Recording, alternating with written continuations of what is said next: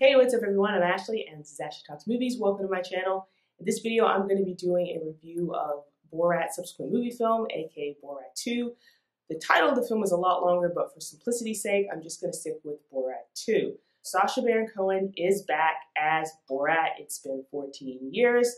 This time around, Borat has been released from prison after shaming his country. So he decides to set his sights once again on America, this time bringing his teenage daughter along with him with a plan for redemption. But before I get into the full review of this film, while I have you here, do me a favor, hit that subscribe button so you don't miss any of my videos, and also hit that notification bell so you get notified every time a new video is posted. Okay, so on to the review.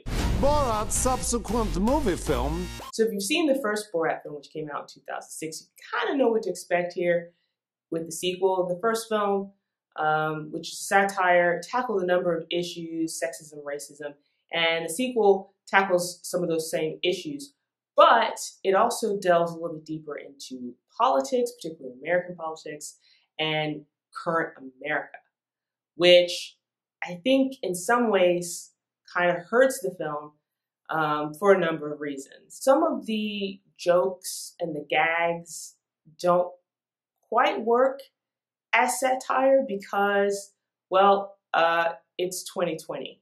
And, you know, for the year that is this year, and all the things that have happened that just seem so absurd, it's hard to poke fun at some of those things when it's basically reality. So I think in some ways, the film doesn't quite get to be the satire it would like to be because of that. I found myself laughing at quite a few moments in this film. There were quite a few jokes that really worked. But in this film, some of the setups feel, I don't know, overly done. Like they were trying way too hard. And they feel a little contrived at times. As I mentioned before, Borat has brought along his teenage daughter.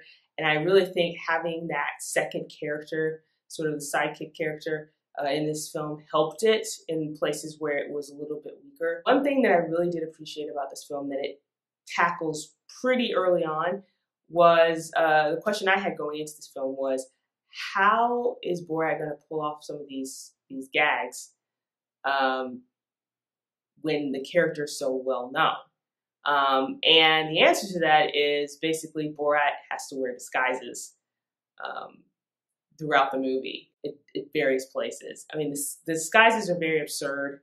The disguises are pretty bad. And it's pretty ridiculous that people who are involved in these setups don't realize that they're being pranked in some way because his costume is so bad. So some of you are probably wondering about the Rudy Giuliani scene.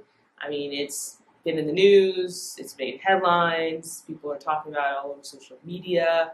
The scene involves Rudy Giuliani and Borat's daughter in the film. And the only thing I'm going to say about that scene is that it happens pretty late in the film, like in the third act.